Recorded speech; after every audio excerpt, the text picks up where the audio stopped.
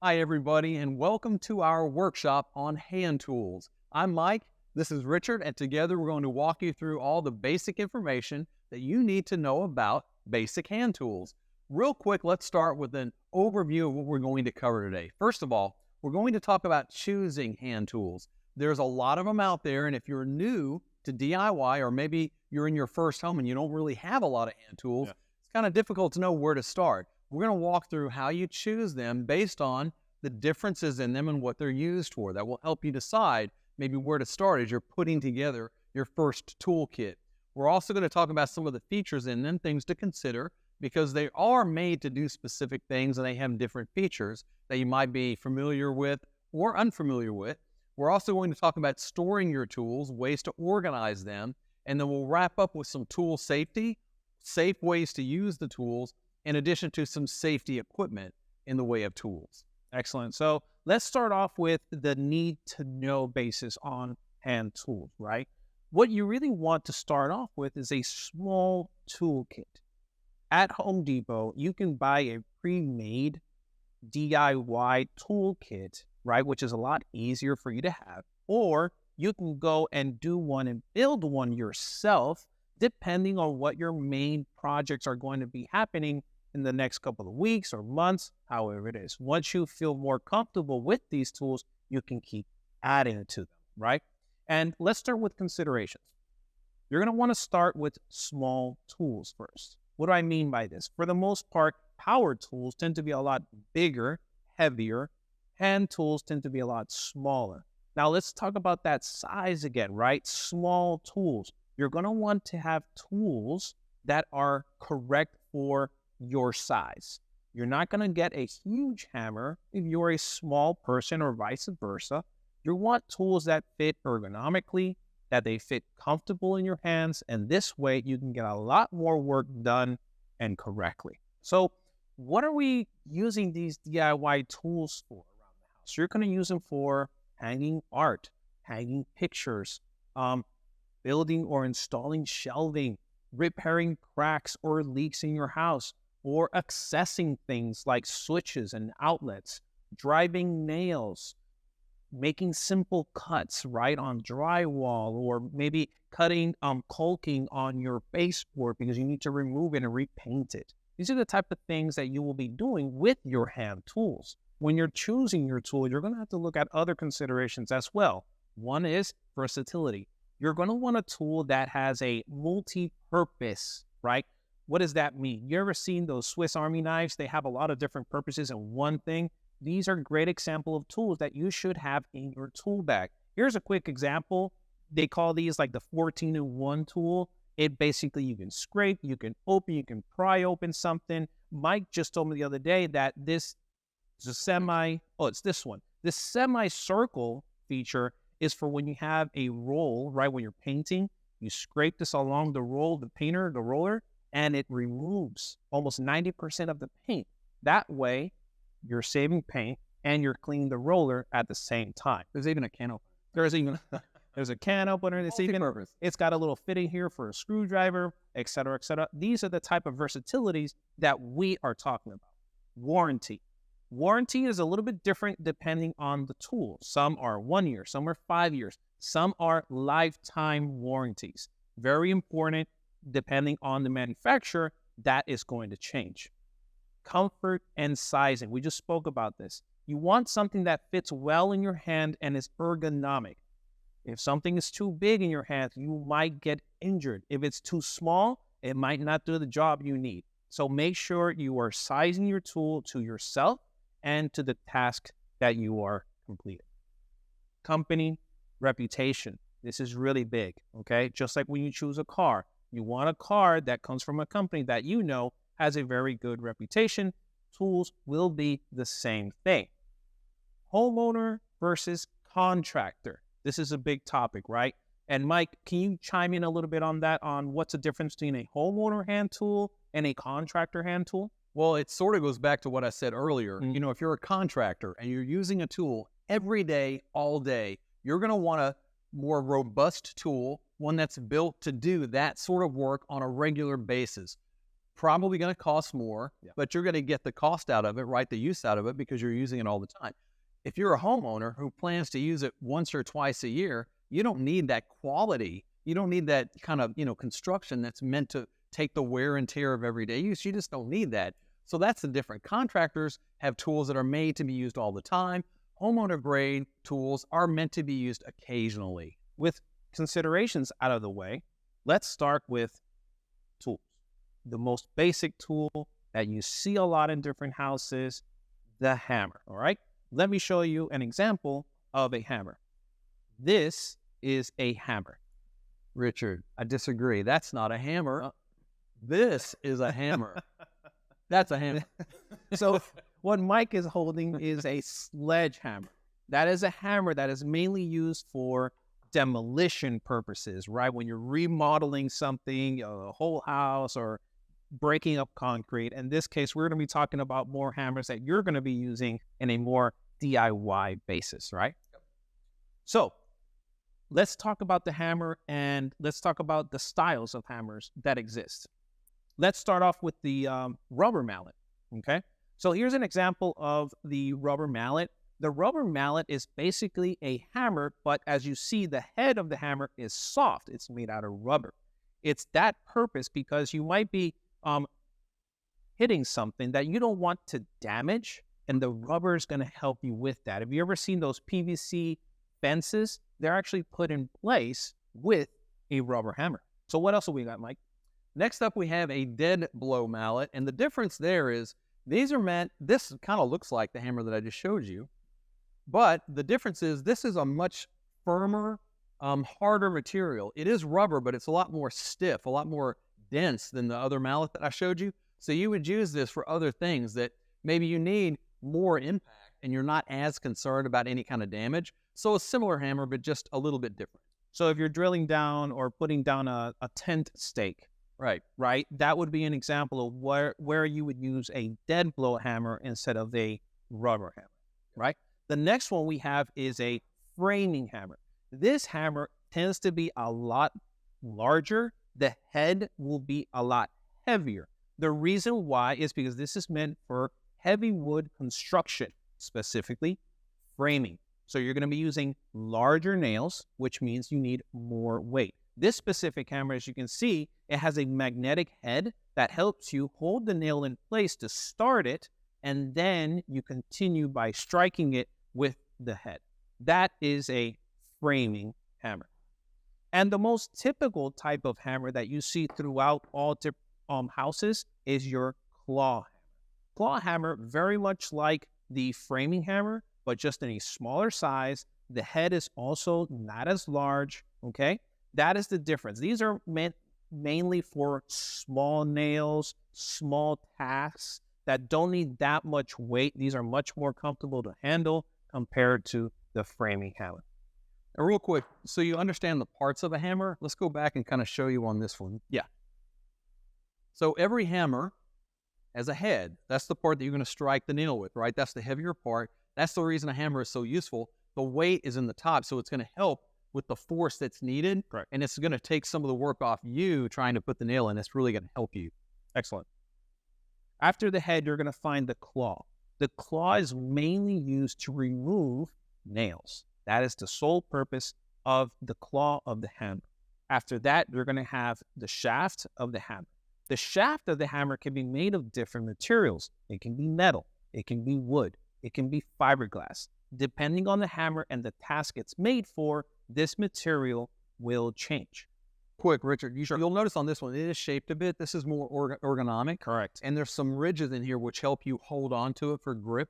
So you'll see a lot of differences in the handles, but that's the reason they're shaped a little bit different. And we talked about finding one that works for you. This shape won't work for everybody, but you can look for different ones that just fit your hand better. That is correct. So we're talking about the hammer. What does the hammer do? It strikes a fastener that ties two objects together. What's a fastener? A fastener is basically what we just said. It's an object that is used to tie two pieces together. In the case of a hammer, what type of fastener does the hammer use? That would be a nail, but just so you know, there's lots of fasteners. There are screws, there are bolts, there are anchors. There are nails. We just mentioned nuts that connect to bolts. There's a lot of different fasteners that all connect things. But again, for hammers, we're talking about nails. That's correct. And depending on the size of the nail is the size of the hammer that you're going to be needing for that specific task. So moving along, we talked about hammers. Now let's talk about another hand tool that you will see definitely in any house, a screwdriver. Okay? So what's a screwdriver used for? It's to install or remove screws. Apart from that, you can also use it to pry open things, right? Like a can of paint, or removing a cover plate, right? A switch or an outlet, installing furniture together. We all know that we buy this type of furniture and it needs some assembly. And the number one tool it always asks for is the screwdriver. So let's get into a little bit more details about a screwdriver. So first up, we've got just a manual screwdriver. Let me show you a close-up of this. So you've probably used one of these. I'm sure you've seen one of these. You may not own one yet, but this is just a manual screwdriver. Nothing fancy, nothing special about it. It's just a handle and the tip used to put in, tighten, or loosen and remove screws. Now, really important, that is a Phillips screwdriver. The next one we're going to show you, I like a lot because it's more ergonomic and it's a lot better for speed. This one is the ratcheting version of a screwdriver. So the difference in it is they both do the same thing. It's how they do it that's different. This one is ratcheting, which means when you insert the tip into the screw, when you're tightening it,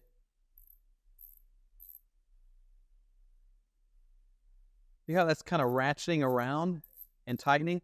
The reason that's helpful, if you're doing a lot of work, moving this one hand a little bit is better than moving and turning the whole tool. It just makes it easier. The other thing is, you don't have to take this tip out. Sometimes when you're using a manual, the tip comes out and you've got to work to kind of get it back into the slot and it wastes time. This one can stay in place as you're moving the end of it, and this is tightening while you do that. So it just saves you time. And again, fatigue-wise, if you're doing a lot of work, this is going to come in handy. So you have the ratchet version, but now I want to show you a multiple use type of screwdriver. So the difference in this one, you can see the head is removable and you can switch it out with all these different types of tips. We'll talk about tips now just to kind of tell you the main differences in these. But all those tips are interchangeable with the one that's on there now. Correct. So your most common tips for a screwdriver are going to be your flat head, or also called a slotted head. And that's what you see here. Right. And also is going to be the Phillips head. Okay. Those are your two main types of screwdrivers you will find. So Mike, now that we've talked about screwdrivers, right? I know there's a whole lot of fasteners for screwdrivers, which the fastener for a screwdriver is a screw. How about you give us a little bit more information about that? Yeah, so there's a ton of types of screws, like Richard said. There's flathead, there's Phillips, there are drywall screws made especially for drywall projects if you're putting in walls, concrete screws that are made to go into concrete. You know, regular screws won't work for that. You need a concrete screw. There are deck screws. There are all kinds of screws that are specific to different projects. If you're starting out, you probably won't come in contact with a lot of those, but as you develop DIY skills and maybe do different types of projects, those will come into play. But the two main types, again, flathead and Phillips, as you're walking around your house, if you're looking to remove the plate on a light switch or an electrical outlet, you're going to either see a screw with one slot in it, which is a flathead, or it's got a little cross. That's a Phillips head. So you've all probably seen those. But again, as you look at other kinds of projects, you'll see other kind of tips, and that's where all those things come in play. Excellent. One really important thing I want to mention is, just like Mike is saying, there's different types of screws, the different types of heads. You probably come across where, oh yeah, I do have a screwdriver. I use this screwdriver into the screw, but it's slipping all the time. Or it's what they call stripping the screw. That's because a Phillips tip comes in different sizes. You're going to notice it on the screwdriver. It's going to say PH1, PH2. This is what it means by Phillips 1, Phillips 2. Every screw, when you buy them at any store, you're going to see that on the outside of the box, it's going to say what screwdriver tip, specifically at Phillips, you need to use. It's going to say either PH1 or P1 or PH2, P2. You need to use that specific tip so that it falls best into that screw. You can put torque into it and you won't damage the screw. This happens a lot more often than what you think. We've talked about screwdrivers and the type of fasteners that a screwdriver uses, which are screws. Now let's talk about pliers. What are pliers used for? It's a great tool. It's used for holding or pulling things. You can bend, you can cut wire, you can grip. You can also twist metal objects, right, with this. And you can even straighten out wire if you need to. Also, if you're grinding things, it's basically a way to hold on to something. Right. So whether you're pulling something out, putting something into a small space, twisting something, it just allows you to grab something and affect it in some way depending on the project. But if you're trying to drive a nail in and you're having trouble, you can hold the nail with the pliers and drive the nail just to steady it a bit. But as with any tool, you want to make sure you get the correct size. Grip is important, especially if you're using a lot. Ergonomics, like we mentioned before. But let's go through some of the types of pliers just so you can kind of see the differences. So needle nose pliers are named that because of the tip. The tip is kind of a needle nose. It's very thin. As you can see, it kind of comes to a point. This is important if you're doing any kind of detail work where you've got to, grab something that's small, or maybe help insert something into a space, or pull something out that's small. The end of it is smaller, so it's better in tight spaces. A little bit longer, just a little bit thinner at the top. Excellent. Also, most of the time, these same needle nose pliers will allow you to cut items as well. The next one we're going to show you is a diagonal plier. Now you'll see really all of these are somewhat similar. There's two handles, there's two parts at the top that do whatever it is you're trying to do. These are called that because if you can see the end, how there's kind of an angle there. It's kind of hard to see, but you can kind of see there's an angle there. These are mostly meant to cut wires, but it's a little bit thinner in the middle because of that angle. And that's kind of why they're called diagonal pliers. You can see the end is a little bit different. Great tool. I've used it a lot, especially, for instance, if you want to cut zip ties. Now, let's talk about the slip joint plier or the channel lock plier, which is normally seen in locations. You'll see the difference here. The main difference is that you can manually adjust the size of the opening.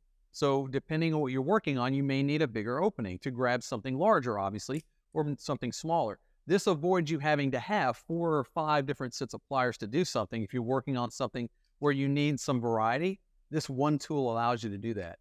That's where we're coming back to that versatility that we were speaking of in the beginning of the workshop, okay? Now, I like this specific type of plier. It allows me to really hold on to things and lock it into place. It's called the vice grip plier. I always look at it. It kind of looks like a parrot to me. If you look at that, it looks like the head of a parrot. You're right. But again, these are pliers. They've got 2 handles. They've got, these 2 parts at the top that grip. But the nice thing about these is they lock in place. They have the ability to lock in place. So if you need to hold something really, really steady, let's say you're trying to sand this wood, and holding it in your hand is one thing. Locking it with these, it just gives you a little bit more control. And there's different situations where you might need to lock something and hold it in place without holding on to it the whole time. So this just helps take some relief, for your hands, so you don't have to hold it tight the whole time. Wire strippers. Let's talk about those type of pliers. Wire strippers are very, very common to see in any DIY project, okay? So if you're going to switch out, if you're going to change a switch in your house, or you're going to change an outlet in your house, you're feeling comfortable, you're feeling good about messing around with wiring, you are definitely going to need wire strippers. So if you've never heard of wire stripping or don't really know what that is, all it means is you're stripping the covering off the wire. Let's say this is the wire coming out of your ceiling or your wall, and you're installing something like a ceiling fan. The copper wire inside this protective coating has to be exposed and tightly wound around the wire coming out of the thing that you're installing, in this case, a ceiling fan. So what that means is you've got to strip the wire. You've got to take off this covering, and you use a wire stripper to do that. You can see all these holes. They are made to strip different size wires. So all you have to do is find the right hole for your wire. If you don't know the type or the size, you see that one's too large. It's just sliding back and forth. The next one's also too large. I'm going to use the third one. So you would tighten this really hard and bend it back and forth to kind of cut through that coating. And you probably can't see that, but the coating on the wire is now cut, and you can strip off the covering. And that just exposes the wire that you've got to connect. So that's really all a wire stripper is going to do for you, but very important in electrical projects. So as you saw, that's the manual style of a wire stripper. There's also an automatic style wire stripper, okay?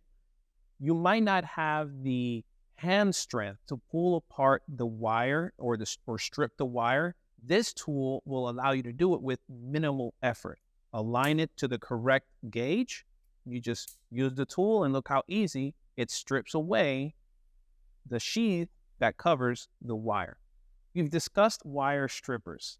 Make sure to see our other workshops like electrical basics and how to remove or change out a switch, an outlet, which is going to explain a lot more in detail how to do that process. And you'll see the wire stripper being used there as well. Let's talk about wrenches and what are they used for. So wrenches are used to tighten and to loosen fasteners, right? Like removing or loosening bolts, okay? Here's an example of a bolt. Normally a bolt will have at the other end a nut. Those two thread in together and they join or fasten an object. Let's get into the types and the styles of wrenches that are available and that you should have in your toolbox. So we first have the socket wrench. The socket wrench has a ratcheting feature, just like we saw also in the screwdriver. And as you can see, the front portion of the socket wrench has the socket, okay? All sockets have a specific size that you need to combine to the nut or to the bolt that you're going to want to be loosening or tightening.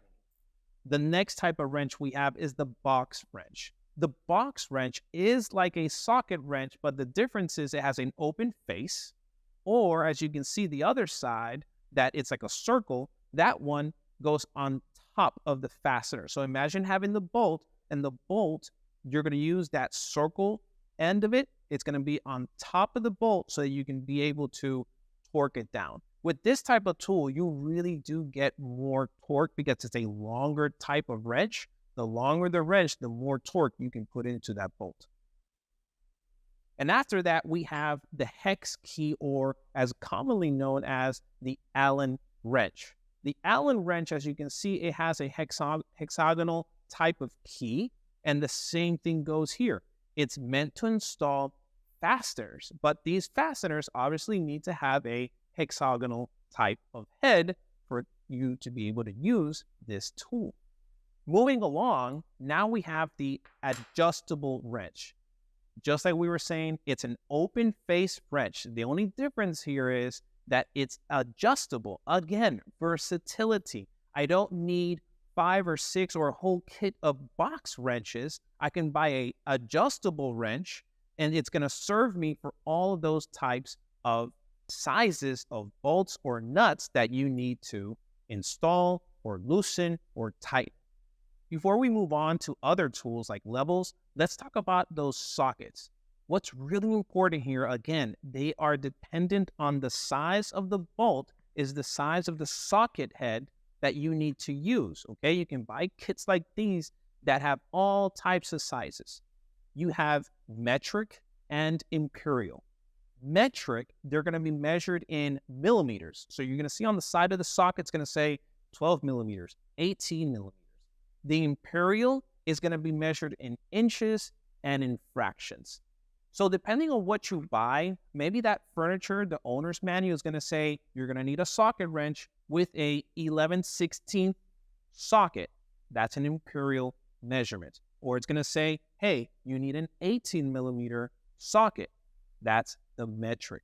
Just want to let you guys know. So it's really important in these type of cases. It's great to have those tools or that kit, or get yourself the adjustable wrench, and there you have plenty of sizes. Next up, let's talk about levels. Levels are really important and they're a great useful tool. May not be one of the first things you think about when putting together a toolkit, but if you're trying to do any kind of project where things need to be level, it's going to be a lifesaver. So let's talk a little bit about the different types that are out there. First of all, here's how they work. If you've never used a level and you don't really know what they look like, let me just show you one real quick. This one actually lights up. There is a bubble, little cylinder, that has two marks on it.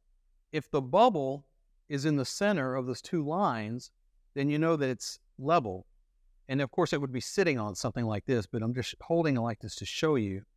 But the more centered that bubble is, the more level whatever it is you're trying to work on is.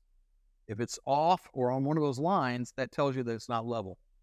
But this one is called a torpedo level. That's just a common term. And this is obviously smaller. This one just happens to light up on both sides. So if you're working into the evening, or if you're having a hard time seeing that, or if you're in like a shadowed area, like underneath something, that might come in handy. But again, it's just used to level things. Now, there's also different sizes. Here's just a longer one. Does the same thing. This one happens to have a ruler on it if you need that. But this one can be used in two different ways. Well, actually, all of them can. The one I just showed you could do this too. You can use it, sitting this way, because there's one that's horizontal and vertical. There's even one that's angled. So depending on what you're doing, those really come in handy to tell you to what degree something is level. So let's just imagine you're building, a tabletop or a bookshelf or something. You want to obviously know that it's level. So if you use this on the top, it will tell you if it's off center or not centered, not level, because that bubble will be in the wrong position. But these come in all kinds of sizes. There's really long ones, there's really short ones, lots of different options. But let's imagine this. If you're building something, these really come into play. If you're putting in a door frame or something where you really need to know that things are level, these are really handy. But let's say you're hanging some pictures. What if you're hanging pictures? It's one thing to know one picture is level, but what if you want to know that all of them go up to the same position? This is not necessarily going to help you as much. That's where you might want to use a laser level. Now, you may have heard that term. All it does is it shoots out a laser. You can kind of see that right there. Point it so you can see it better. But this will go with a really, really long distance. So if you're doing, maybe you're hanging wainscoting in a dining room, or you're doing some kind of a chair rail, and you want it lined up all the way across the room, you're not necessarily going to be able to use a regular level. You're going to have to stop in different places, and it's not going to give you that continuous line that a laser level will. So if you're trying to do something level across a wide size of a wall or an area, you'll want to use a laser level. But again, you can use this to kind of line up photographs or artwork on a wall. Really, really comes in handy. Some of these come with little notches in the back, little hooks that you can stick into drywall. So you can actually stick it on the wall and leave it if you're working with it, if you're by yourself. Not all of them have that. This one doesn't. But if that's a concern, there's all kinds of options on these as well. So they're really, really handy. Yeah, I actually personally have one of these. They come with those thumbtacks that you stick into the wall to hold them in place. Some of them have suction cups. And there's even ones that have like a small vacuum, and it sucks into the wall, and it holds itself there. It's a great tool to have, okay? So Mike mentioned that you can measure or level things two ways. The horizontal way, which is the one he's showing right now, and you would be using the middle bubble to make sure it's leveled, or you can measure it in a vertical state, which is called the plumb. Okay, you're going to hear that term a lot. Hey, is something plumbed? Basically, what it's trying to tell you is plumb means, are you measuring it in a vertical state? And you're going to notice that this one is meant for that vertical, and this one is meant for the horizontal. And try to remember, when you're going to be measuring or leveling, making sure something's level in a long distance, you want to have a longer version of this level, okay? It's going to give you more of a accurate levelness, if that's the word we can use. It's going to work a lot better if it's a longer version, if you're going to be going for long distances. And real quick, some of these are even magnetic. Like this one has a magnet on the side. So if you're working with metal, like a bookshelf, a metal shelf or something, and you're trying to level it on the floor that maybe isn't level, maybe you're in a garage and the floor is not level, you want to make sure that the bookshelf is. or the storage unit is, you can use this on the side and make adjustments. Again, if you're working by yourself, this will stay in place. It makes it a little bit easier. The next tool we want to talk about, you may not think of necessarily as a tool per se, but it really is, and that is a tape measure. And all a tape measure is really a flexible ruler. It's a way to measure things. You're probably familiar with tape measures, but like everything else that we've talked about today, there are a lot of options and unique things now on measuring tapes that you may not be familiar with. So let's talk a little bit about the different types. Now, first of all, there are thin blade measuring tapes. This one is a little bit thinner, as you can see, than this one. This one's a little bit thicker. Where that comes into play is, it doesn't really affect the measuring, obviously, but if you're measuring a long distance, and again, if you're working by yourself, these longer measuring tapes tend to be a little bit more sturdy, and you can extend them really far until they kind of snap. If you're extending it too far, the weight of it will make it snap down. But you can measure things with this one and extend it pretty far without that happening. So it's really, really useful when you're measuring things. Yeah, and just a little bit more specifics on that. For the most part, when it's a wider type of blade, you get about 9 feet of distance before it snaps, right?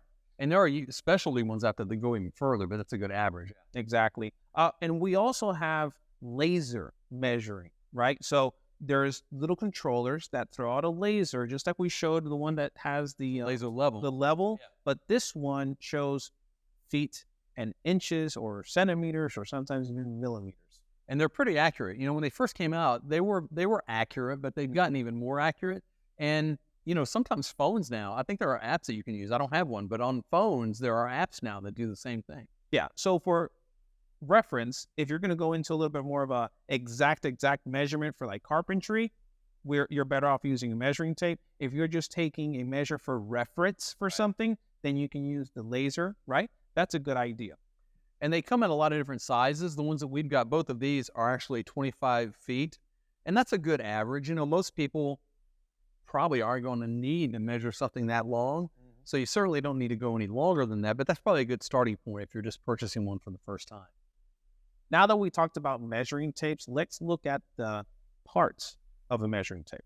Let's start with what's called the hook of the measuring tape. That's the metal piece that's at the end of the blade.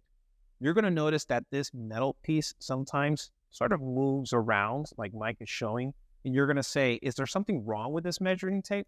Not really. What's going on here is that small movement is taking into account the blade that you're going to use to cut something. For instance, if you're using a circular saw or you're using a miter saw, that's the thickness of the blade that's used to cut the piece. So there's nothing wrong with your measuring tape.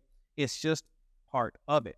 Now, there are other versions of measuring tapes that don't move because they already have it installed in them, like this red one at the end. It doesn't move because it already has it, unlike the yellow one.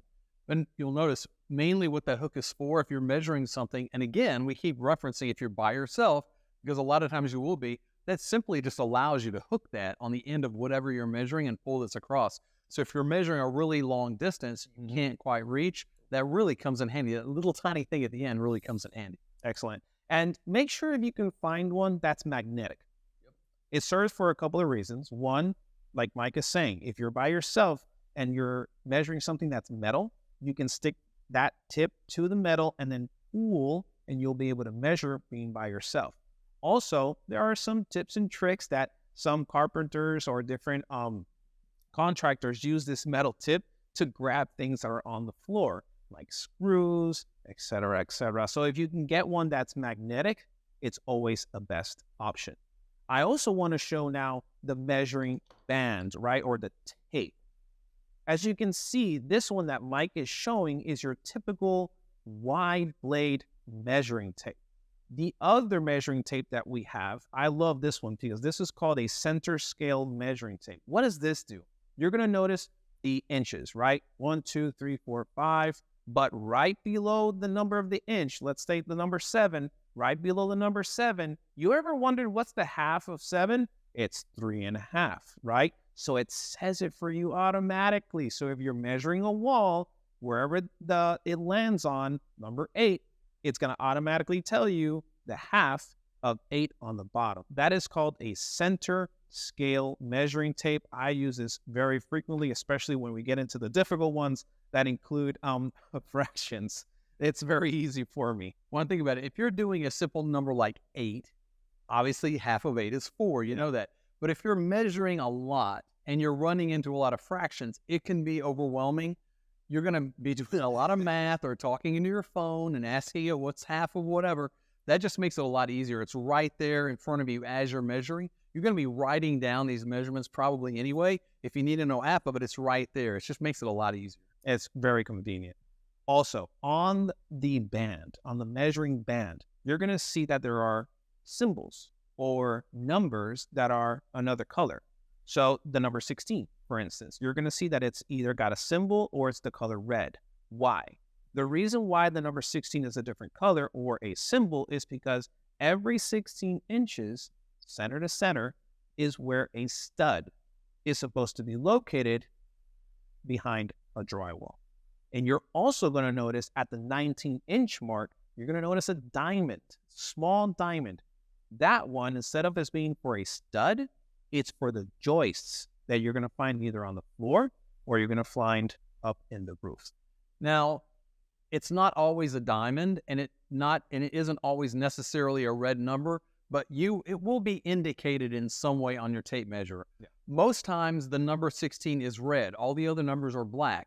So you'll know every 16 inches it's a red number, and you'll know that represents the studs. If you're doing any kind of shelving or hanging cabinets or whatever it happens to be where you need to lock something into a stud, instead of finding all the studs, you can do that to quickly get an idea. You probably want to go back with a stud finder and ensure where they are, but it just helps you to kind of match out, especially if you're trying to center something. You can get a really good idea of where all the connection points are.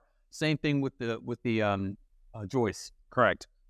The next part of the measuring tape we're going to talk about is the body, right? The body basically holds the measuring band that scrolls up or rolls up into the body. But there are other features for the body of a measuring tape, okay? The best feature it has is that the body is used also to measure something. We're going to try to focus it on, we'll try to see if we can get a picture or a video of this. On almost all measuring tapes, you're going to find in the back, it says the measure of the body. And in this case, Mike, what does this one say? It says 3 inches. I think it's 3/8. I can hardly read it. 3 inches and 3/8. So what does that mean? What this means is, I don't know if you've ever tried to measure a window and you're trying to measure and then you're like, oh, wait a minute, let me bend the measuring tape, right? All the time. And then you try to take a measurement like that, you can more or less guess it, but you're not going to get a super accurate measurement. So what do? You go ahead, you measure it all the way with the body of the measuring tape. So let's say it measures 17 inches. You're going to add to those 17 inches the 3 inches that measures the body, okay? Great. So measuring tapes, talked about them. They're great tools to have in your tool bag. Now let's move forward to cutting tools. What is it used for? There are sharp edge tools that are basically made to cut something away from the workpiece. Very simple, right? Everyone's used scissors. But let's go into a little bit more details and let's look at the types and styles of cutting tools you can find. Now, let's start with the first one, a utility knife. A utility knife is a great tool for cutting packaging material, removing caulk from trims. You can cut flooring with a utility knife. Certain types, like luxury vinyl flooring. Yes. We don't actually think you're cutting wood flooring. Or tile. Yes, or tile, but certain kinds of flooring. Yeah, exactly. Now, the utility knife, you're going to find it in two forms. You're going to find it in the foldable form, which is that one that you're looking at, the yellow one and the red one. Those are two forms of a foldable utility knife. And you're also going to find it as a straight utility knife, which is the gray one at the bottom, okay?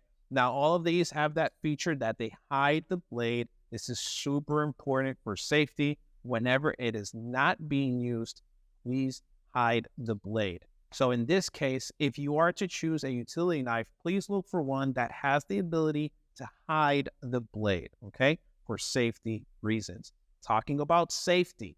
Whenever you are cutting something with a utility knife or a scissor, please be sure to cut away from you. You don't want to cut towards you for obvious reasons of injuries. You will always cut away from you.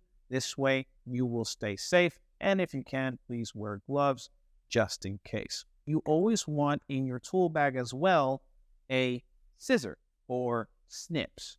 The most important part about scissors is make sure they are comfortable in your hands. If you have very small hands, you don't want large scissors. You want something that feels very comfortable in your hands and it's easy to control, okay?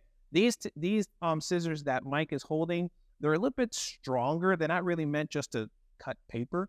You can cut a lot of different packaging material with these and sometimes even do some yard work with them as well. Yeah, you can see these are titanium coated, so maybe a little stronger than your regular household scissors.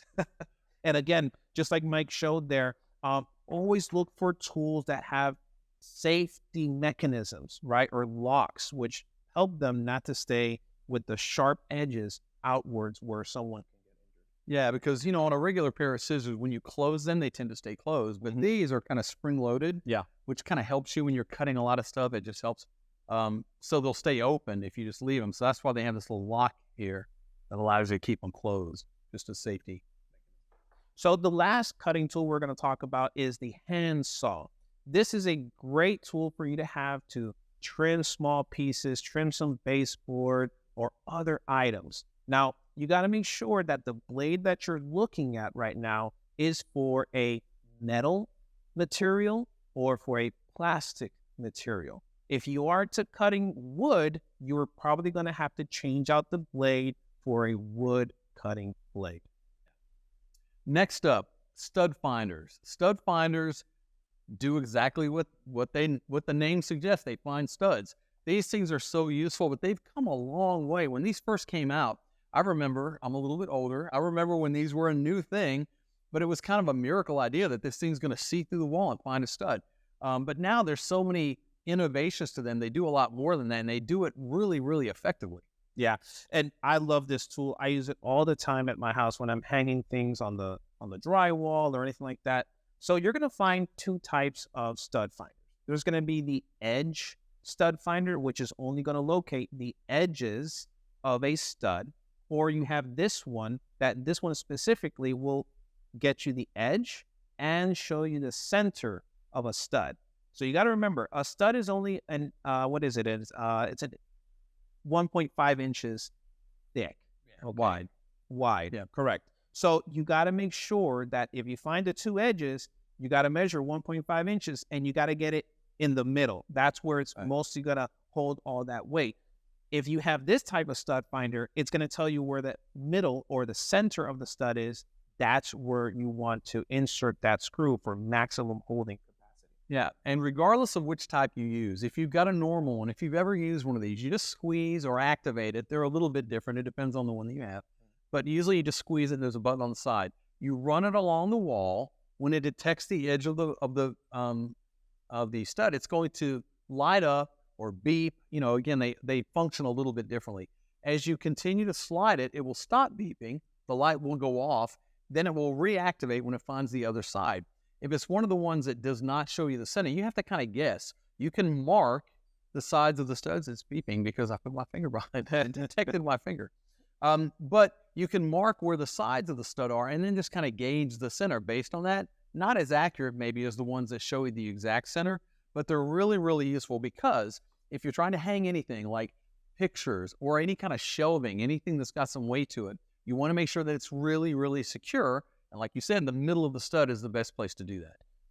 We've talked about tools. We've gone through all of them. Not all of them, but the ones you mostly are going to need in your tool bag. Most common. Yes. So you got all the tools. Where are you going to put them now? We got a couple of options for you. Let me show you the sleeve that you can put over a bucket, a 5-gallon bucket. Let me show you that. This is a very inexpensive and convenient form of holding your tools. So any 5-gallon bucket, okay, you can put this sleeve over the bucket, carry your tools all around it, and other tools inside of it. That way, it's easy to carry. Another version to store your tools will be a tool bag. In this case, this tool bag, what's great about it is that it has wheels, okay? If you know you're going to be moving around a lot with your tools, your best option is to get a tool bag with wheels and a telescopic arm so that it's easier to carry around. And if the tool bags are starting to get heavy, this is going to help you out a lot. And one thing you'll notice on these tool bags, these come in a ton of varieties. Right. There are all kinds of sizes and shapes. All of them have, all kinds of pockets, closing pockets, just, slots to put things. But there, you can find the one that's most suited for you. And again, if you're starting out with a smaller group of tools, like most of you maybe are, you don't need a ton of room for all of that stuff. But if you're thinking about adding stuff, you might want to get a little bit extra space, just knowing you're going to add to it over time. But there's a lot of versatility and size options when it comes to tool bags.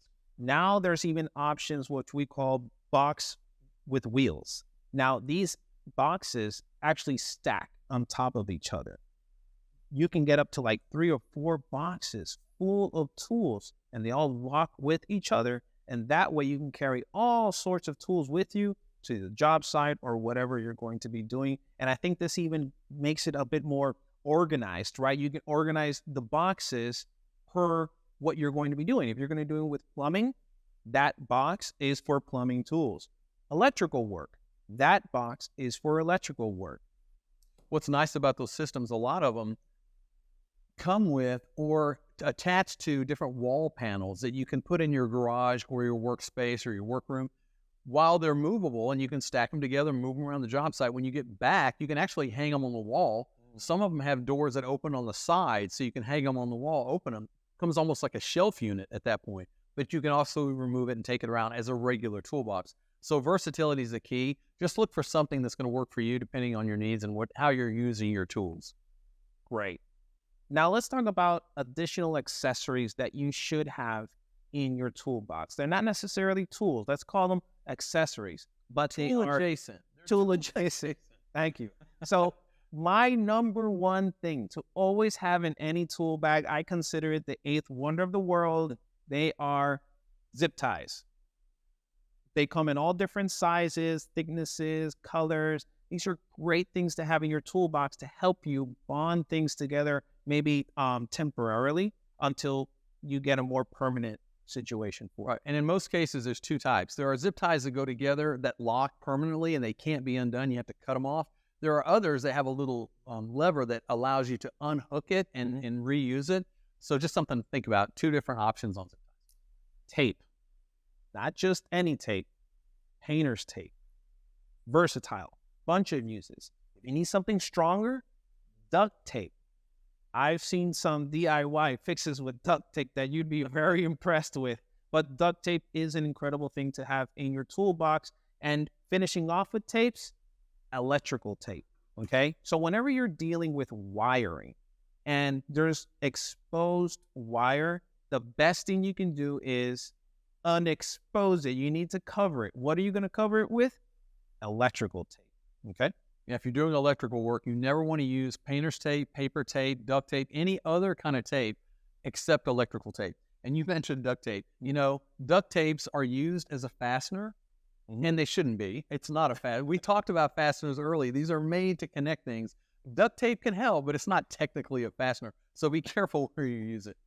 Okay, so another thing I want you to have in your toolbox are sanding blocks. Just like this, these are blocks that are basically used to sand items. They come in different grit levels. Very quickly on the grit explanation.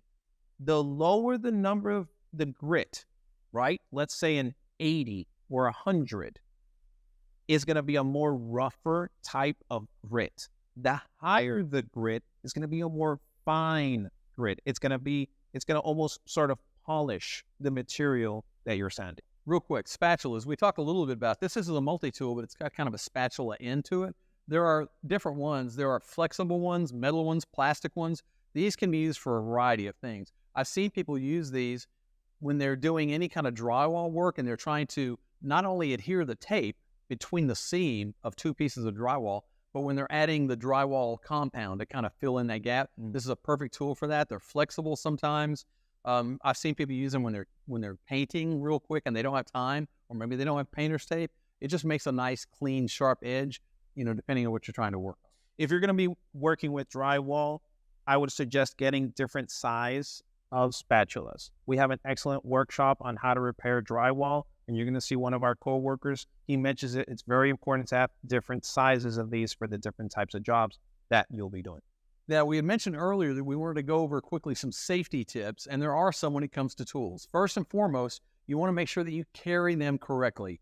There's a handle. You want to carry it by the handle. If you're handing it off to somebody, think about the fact, is there a sharp blade? Is there a pointy edge? Just think about it because, again, you get busy, kind of distracted. That's how accidents happen. So just think about how you're handing things to someone and how you're storing them maybe in your pocket or in your toolbox. That's correct. You also want to inspect your tools before you use them. For instance, this plier, this lineman plier, if you see that it's chipped or it's broken, you're better off not using it. It's not going to give you the correct experience or ease of use, and it might injure you in certain ways. Yeah, and now we mentioned clamps. There are clamps that you can use just to clamp things together, like C-clamps, but even on tools, like we mentioned on these scissors, there's a little clamp here that kind of locks it in place. So there's things like that can come in handy to keep you nice and safe. Correct. Also, being mindful of your environment. Be sure that you're always looking towards the floor, towards your feet, and up, okay? What mainly happens when you're doing DIY projects is you forget that you're in a tight space. You go ahead and you lift yourself up too quickly, and you might hit yourself in the head. So always be mindful of your environment and extension cords. You do not want those to be wrapped around your legs, so always look and maintain your environment nice, cleaned, and organized. Yeah, just, take your time. Whenever you're changing locations or finishing a task and you're moving on to another task, just stop and remind yourself of where you are and what's around you. It's easy to forget about that, but it's important to keep yourself safe. So what about maintenance on tools, Mike? Well, you want to clean them. A lot of folks use these, and depending on what you're doing, if you're installing screws, your screwdriver is not going to get dirty. But if you're cutting a lot of stuff or adhering and applying different kinds of compounds, you're going to get some residue on your tools. Don't let that sit too long, because the longer it's there, the harder it is to get off. Keep them nice and clean. And you also want to keep them nice and dry. When they are clean, if they've gotten wet, make sure that you dry them really well before you store them. Yeah, and always try to store them away from the elements. So if you know an area is high in humidity, you do not want to store your tools there because eventually they might corrode. Try to maintain them in a nice dry location if possible. And always, after you clean them, try to lubricate them a little bit. That helps fight off any type of rust and maintains them in a good working manner. Now, we also mentioned safety equipment. When it comes to safety, there's all kinds of safety equipment that you want to consider, especially when you're dealing with tools. First and foremost are gloves. Now, there are all kinds of work gloves out there. If you've ever been to the store and shopped for gloves, you see all kinds of varieties. And they're special, again, for different kinds of projects. Most of the work gloves you can use for pretty much any project, but there are differences in them that make them more useful for certain types of things. But there's also gardening gloves. Gardening gloves are not as, sturdy maybe as the work gloves. So can you use a gardening glove to do a project? Yes. It's going to wear out a lot quicker. So just think about the project that you're doing and try to find a glove that's specific to that project. Excellent. Size of gloves. Make sure the size of the glove is correct to your hand. You do not want to be using a large glove that fits all loose, okay, because it can cause injuries. Make sure it's a nice fit and, nice, good glove that fits well in your hand. And you'll be surprised how much more force you can put into something when you have a glove that's grip assisted. It sort of makes you feel a little bit like the Hulk times. Yeah. And also, if you think about it, again, there's a lot of unique things about gloves. If you try it on in the store, you think, oh, it fits and it looks sturdy. I'm good to go. But there are different things built into the gloves. Like you said, like the gripping, there's different kinds of things added to the gloves to make them more appropriate for the different kinds of jobs. So don't just rush out and buy the first pair you see. Think a little bit about what you're doing and make sure that you get a glove that's close to that.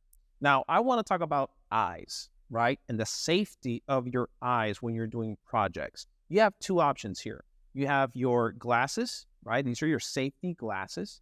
And you have safety goggles. So what's the main difference between these two? Glasses are going to be made to specifically cover just the eye part. Now, goggles will create a seal over your eyes and a little bit over your nose and a little bit over your face. So if you're dealing with certain things like chemicals, I suggest you use goggles. If you have eye-seeing glasses, you should use goggles as well. And anything that's flying around like sparks, if you're cutting something and there's sparks, this is going to provide protection, right? But this is going to provide more because there's no gaps around the covering over your eyes. So there's something. So we talked about glasses. Now let's talk about real quickly about masks. Remember, if you're dealing with drywall, wood cutting, or even filing metal, these are particulates that are flying around in the air. You need to put on a mask. There are various types of masks for painting, for fumes, or for even cutting wood. There are masks that come with interchangeable filters. That way you buy one mask, but then you buy the different types of filters you need for the project that you will be doing, and they last for a long, long time. And think about your projects. If you're doing anything with like drywall compound that you've got to mix, or mortar that you've got to mix, or cement, it comes in a dry, powdery form. You add water, you mix it up. When you do that, some of that comes out into the air. You don't want to be breathing in cement dust, because what happens to cement when it gets wet? It hardens. That's how it works. So anything like that where there's a lot of particulates in the air, you want to make sure that you're wearing a mask. Yeah. And the last thing we want to talk about safety is ear protection. There's two forms of it. You can buy ear protection that goes over the ear, like so. Or you can buy ear protection that goes inside of the ear, right? It's that moldable type of ear protection that you put inside your ear. In my case, I prefer the over the ear. They allow for better decibel reduction, and plus they're more hygienic as well. They're easier to clean. You can just pass a little wipe over them and you set them there and they're good to go. And they don't fall out. Sometimes those little earplugs, they're good at the beginning, but they kind of can work loose and you don't notice that they're missing until suddenly you can't hear anymore. So something to think about. And remember, ears, maybe at the moment you won't notice, right, that something loud happened and, oh, it was just for a split second. It's something that over time you will start to lose your hearing if you don't take care of it. So when you get confident and you start dealing with power tools or anything of the sort that makes a lot of noise, or even cutting the grass, please use ear protection. This is a great help. Yep. So with that said, we have covered a lot today. We talked about a lot of different things. What about reviewing, Richard, what we talked about today? Yeah, let's look at it with a quick summary. So we talked about choosing your hand tools, right? The features you want to consider when you choose them, storing them, how to maintain them, and then we talked about tool safety and equipment safety. So that was a lot. We hope you got a lot out of this. Again, it's a lot of detail. There are a lot of differences. You can get a little overwhelmed if you go on into the store or look online at all the different options. But again, if you're starting out and you're putting together your first group of tools, any of the basic options of all these is really probably all you need. It's going to do the most common jobs, the things that you're most likely to be faced with starting out. As you own your home longer and you're starting to venture into different types of projects, then you can think about some of those other more complicated, more specific tools. But starting out, don't get overwhelmed when you see there's 70 kinds of hammer in the store. You don't need 70 hammers. Yeah. Just think about the most basic common ones and start there and kind of work your way up. So before we leave, I just want to let you know, if you do have any questions about tools or anything else, please go ahead and email us at workshopslive@homedepot.com. Also, go ahead and check out all of our other excellent workshops that we're putting out every day for you. So with that, we thank you for joining us today. We hope you got a lot out of this. We want to thank you also for shopping at the Home Depot. Take care, and we'll see you next time.